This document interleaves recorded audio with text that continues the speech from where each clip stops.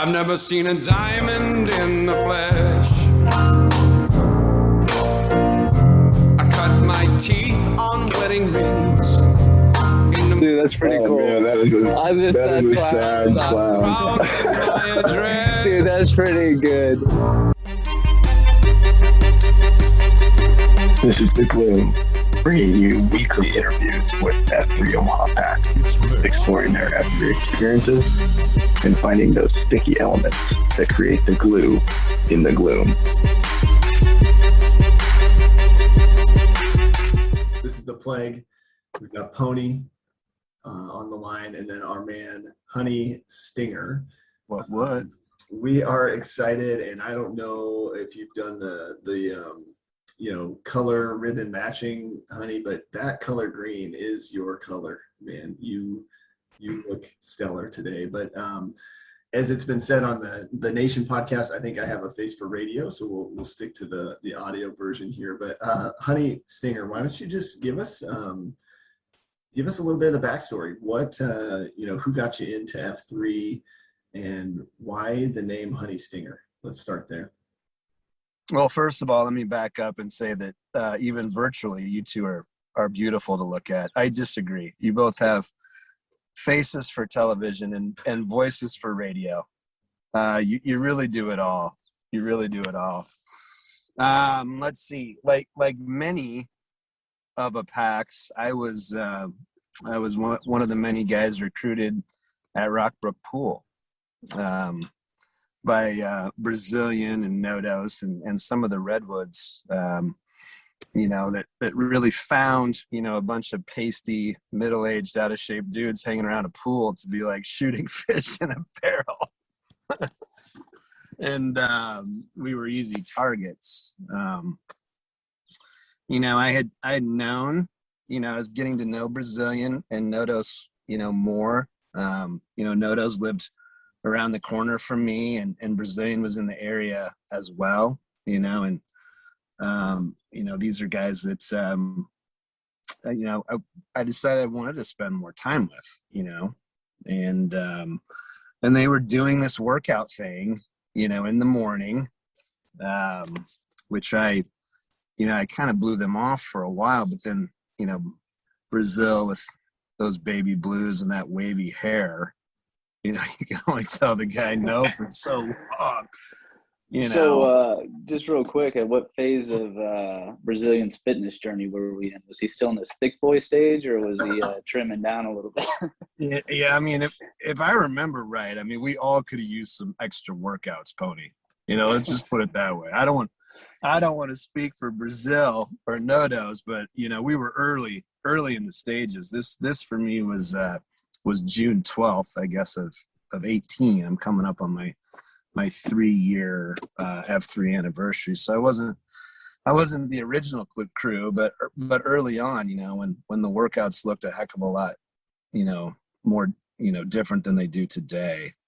And honestly, looking back and thinking about it, the reason I started coming was, my cups of F were really at the time pretty low, to be honest with you. I was, far removed from my college football days, and, I was still exercising, but it was a lot of like loafing around on the elliptical machine at the gym, not really doing anything. And I just kept bumping into Brazilian. He would smirk at me while I was on the bike, watching True Detective on my iPad, and there was like this little, he'd just whisper F3, man, F3. I love that. Yeah.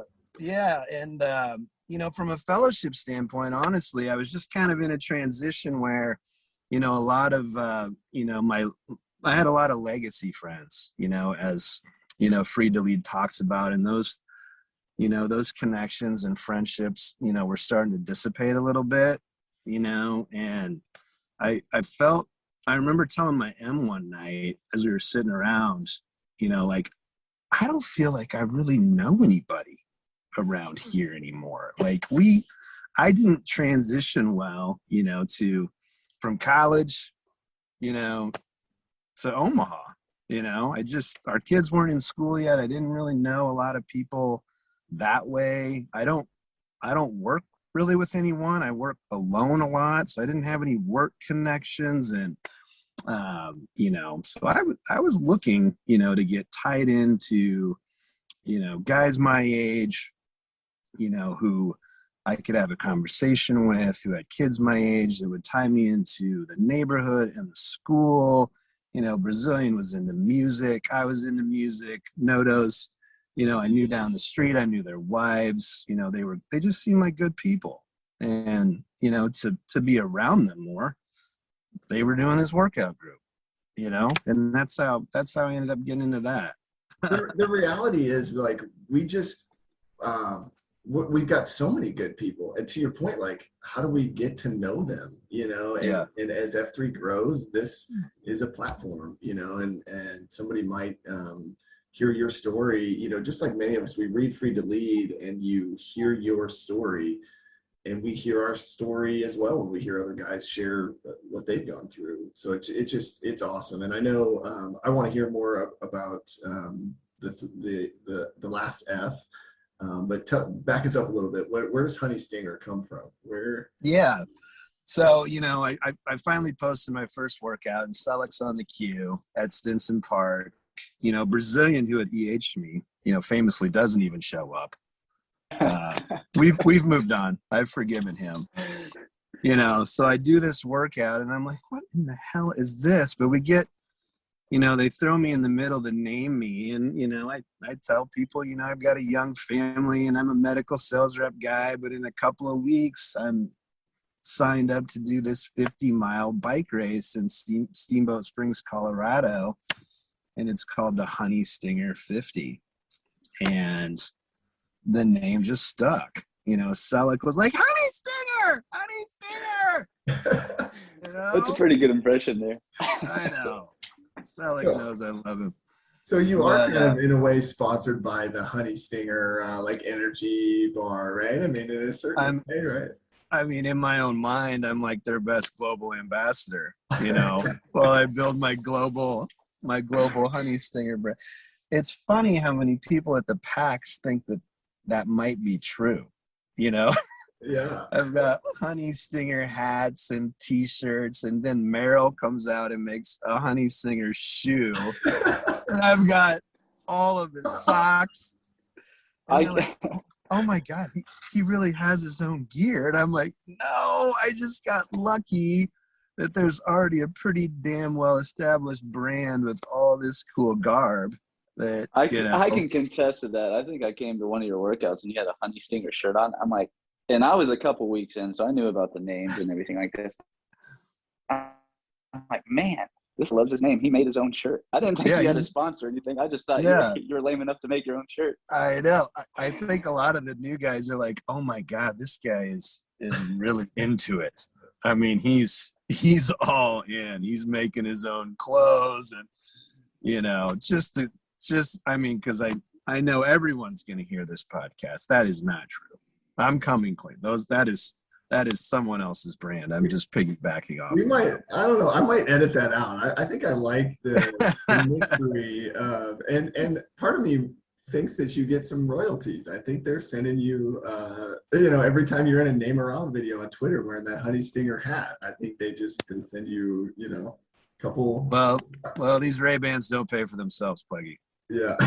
Hey, I love connecting the dots here because Brazilian kind of told us that he EH'd you and then never showed up, but he referenced something that I would call one of my favorite memories, but your VQ, and I'm wondering if is that one of your favorite memories, or do you have other moments in your 3 years with F3 that you would highlight, or just stick out to you as like, man, that was a really great experience?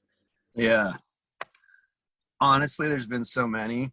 I don't know if my VQ was one of them. It was terrible. Pleggy, I let's be honest. My VQ was a little rough. You were there, Plaguey, weren't you? Oh yeah. Yeah. Yeah. I mean, I tell everybody that VQs when I try to reach out to them and motivate them and encourage them, and then I always remind them how crappy mine was. You know, I didn't know the counts yet. I didn't know the exercises yet. You know, I finished 15 minutes early and had no game plan. I mean, it was awful. But here's the thing, like, all I got was encouragement. Afterwards, all I got, you know, I was kind of cringing, and I got so many texts and emails and calls saying, hey man, it's just good to have you leading. Great job today. And the constant acknowledgement and encouragement that I get from F3 has just been incredible, whether it's for a VQ or just the fact that I show up, you know, and someone says, hey, it's good to see you. Or even, you know, bigger things, you know. I mean, we've all had a lot of drama, you know, the last year, you know. And I mean, everyone, you know, has that as a part of their life, you know, but you know, I've had more. I've had, you know, I lost my mom this year, you know, and it was nothing but encouragement and support. You know, I mean, my father's been sick a lot, you know, so yeah, I mean, the support and the encouragement that I get from you guys and F3 was definitely, you know, one of the things that kept me coming back, for sure.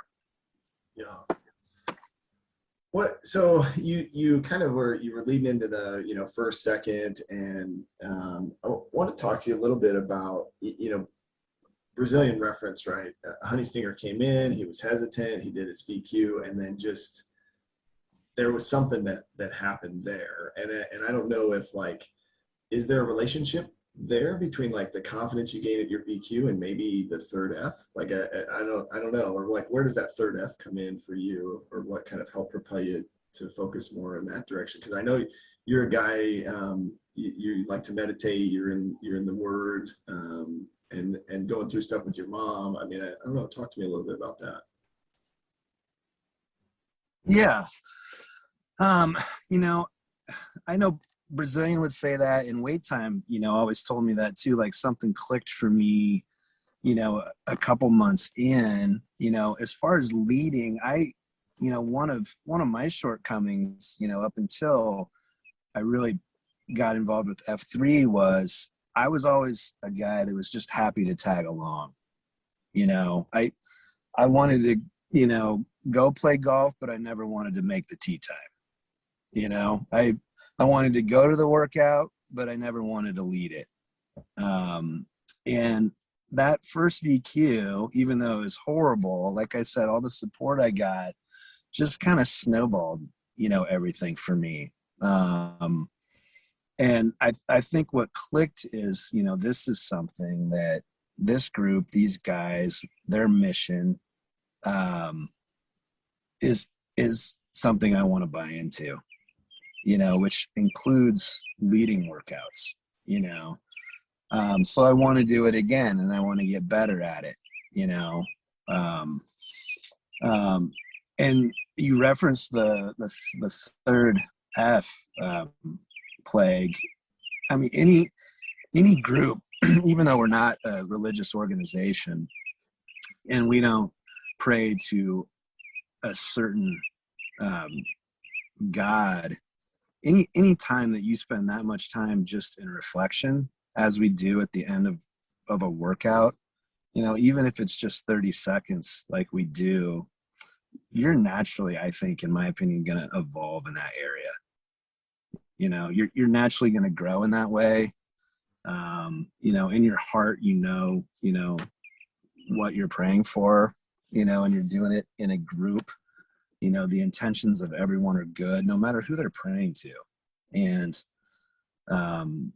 that is one thing I really, really like about, you know, what we're doing is, you know, you're naturally going to grow spiritually just by, you know, ending every workout that way. Yeah.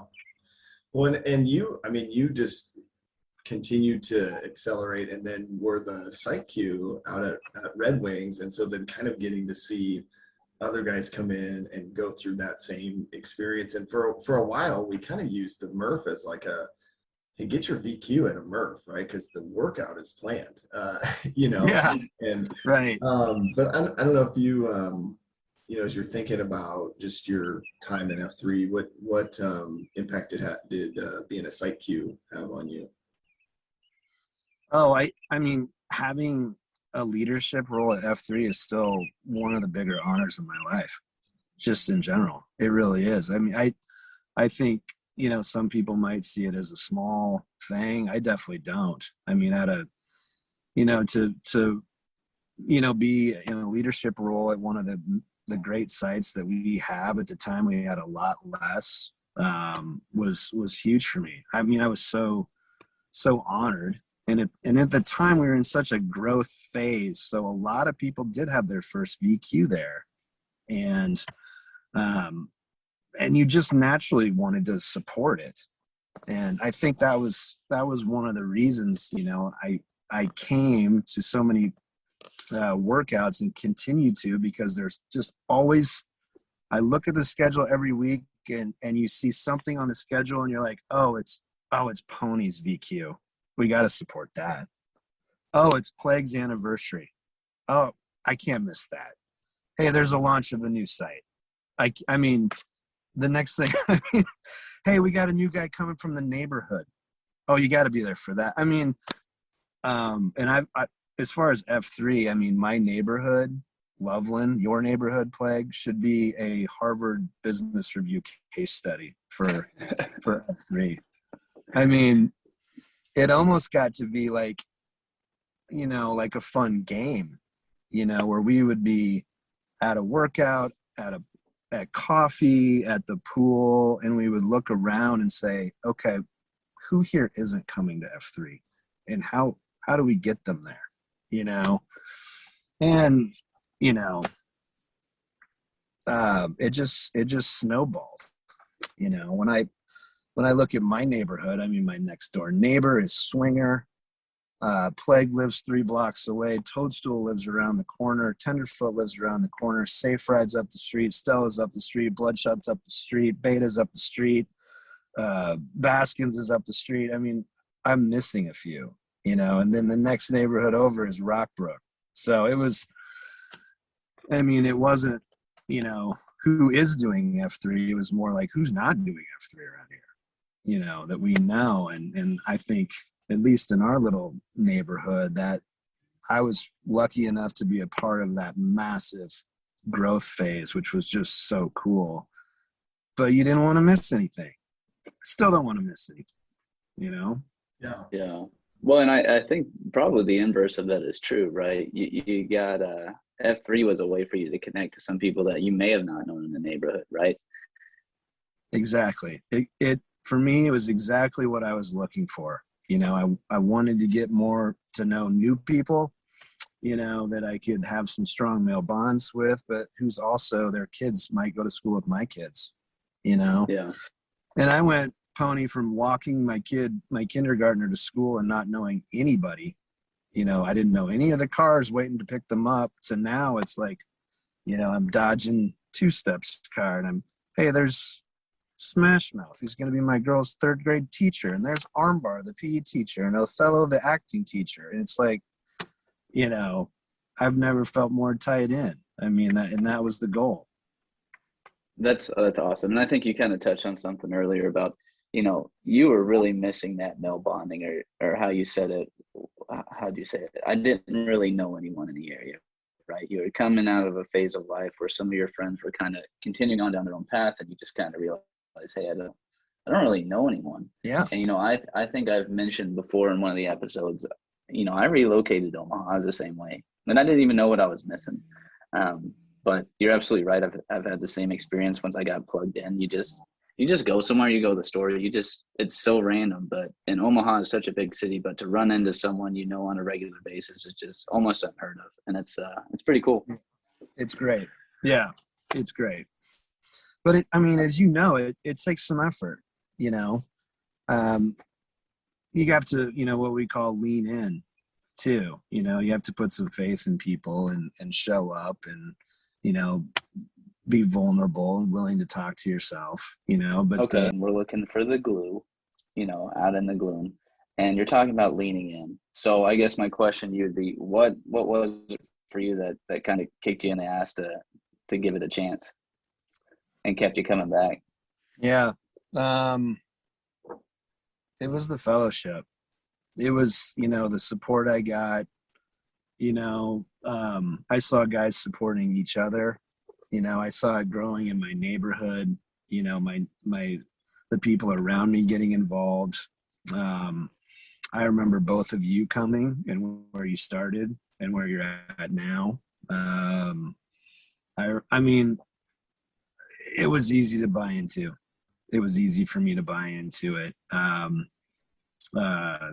It was the fellowship. It was the amazing, sense of fellowship that I got from the PAX. The workouts were nice, and they still are, but I come to see people. I come to connect with people, old faces and new faces, that was it. That was it for me. Love it. Hey, something I wanted to ask you, just for historical purposes.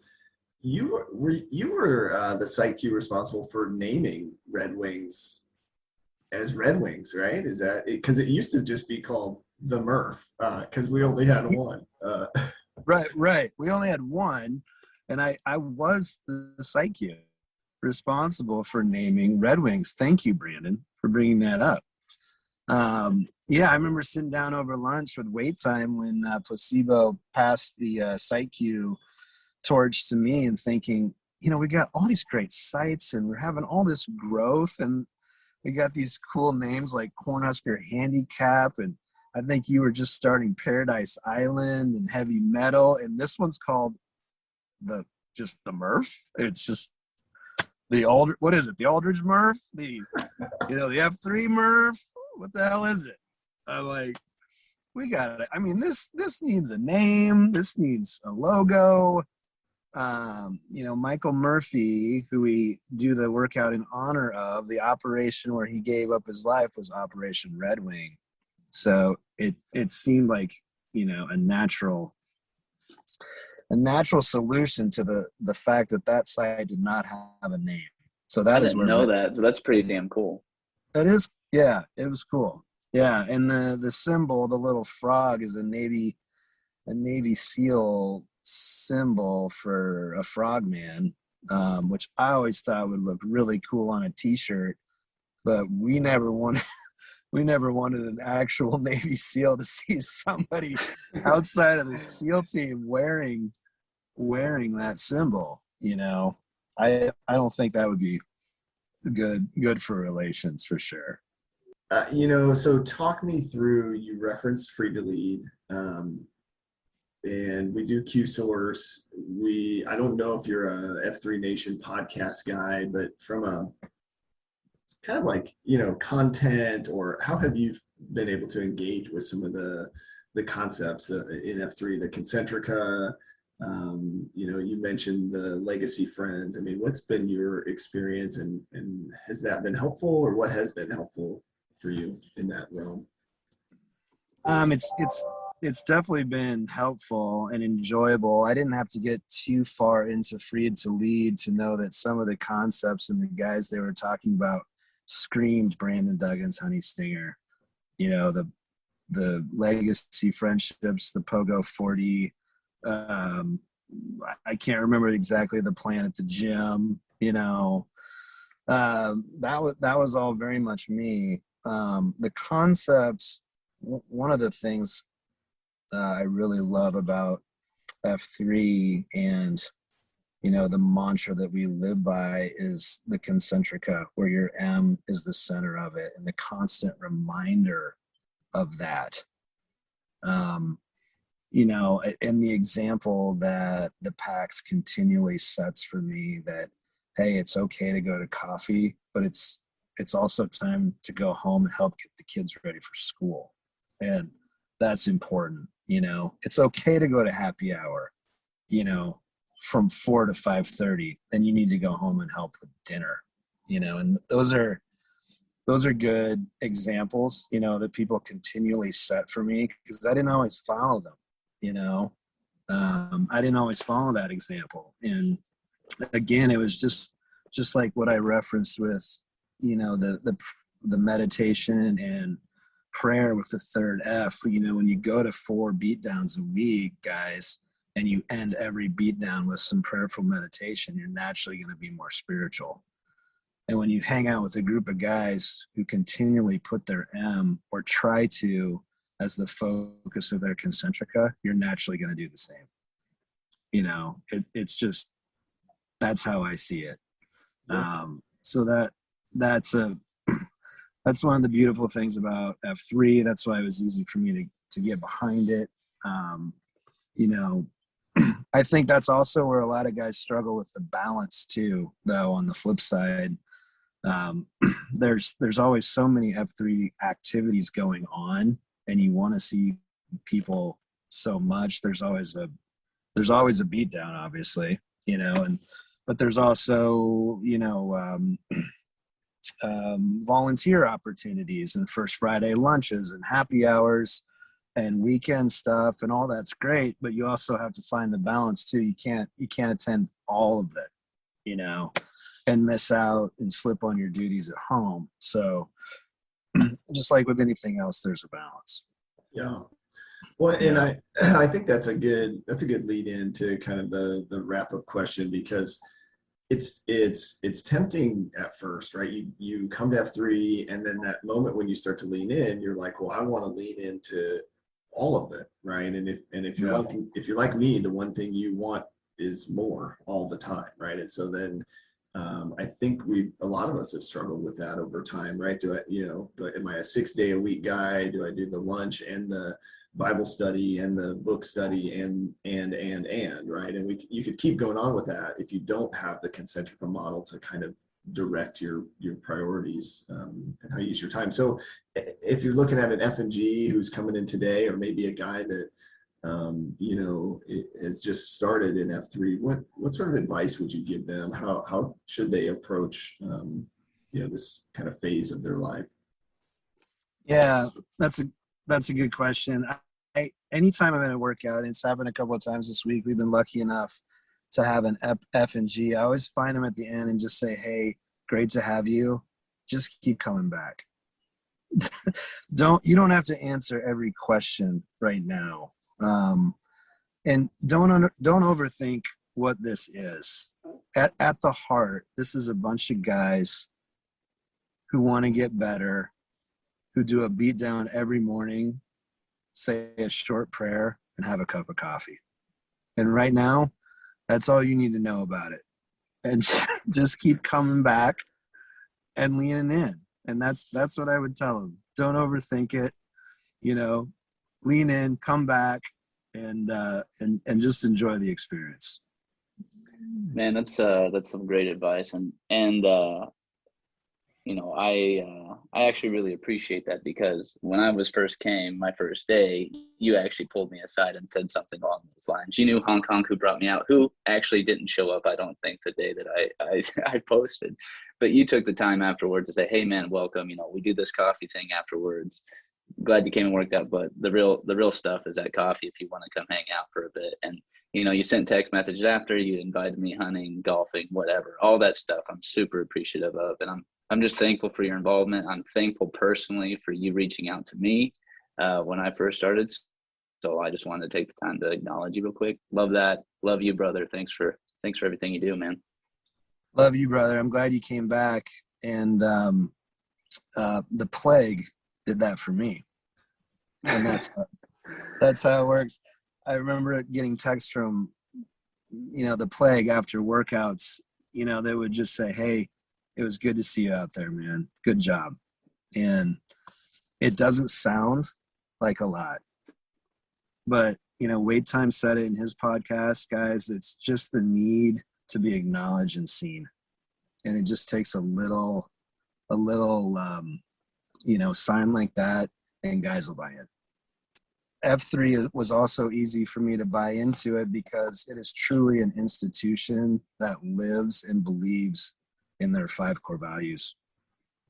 And I think everyone, whether they know it or not, is looking for that. I was reflecting on my work life lately, you know, and I was complaining about it to, I think, Toadstool in Brazil. And then I also realized that, you know, the institution that I have worked for 6 years, I can only name 3 of their 8 core principles, you know, but I can recite all of our core principles in my sleep.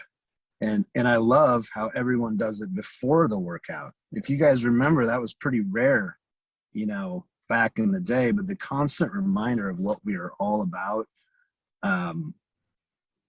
makes it easier for guys to buy in. Why don't you give us the old name-a-rama to take us out here? I'd be happy to. Brandon Duggins, 41, Honey Stinger. Honey Stinger. Stinger. Nice. Love you, buddy. Thank Love you. you guys.